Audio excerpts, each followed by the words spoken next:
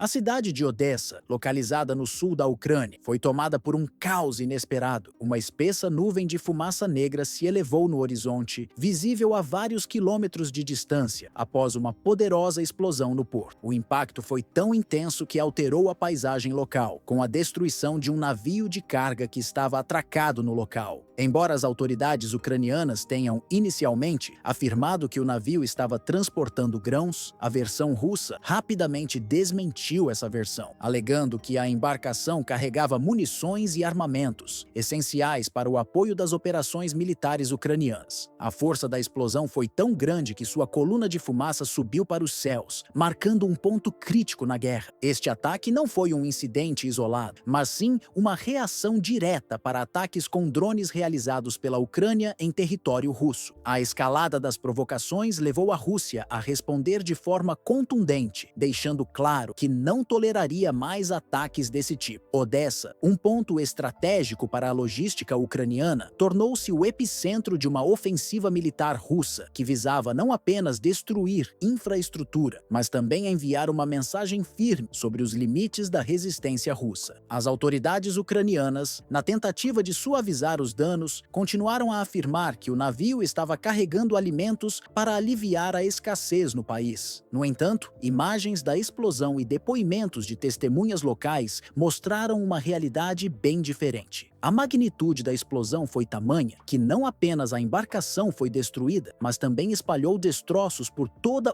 a área portuária, revelando que a carga no navio era muito mais perigosa e significativa do que se alegava. O Ministério da Defesa da Rússia foi ágil em esclarecer que o ataque não envolveu nenhum tipo de erro, como alguns haviam sugerido. De acordo com informações coletadas pela inteligência russa, o navio estava transportando munições e, ao serem detonadas, as cargas causaram a devastação.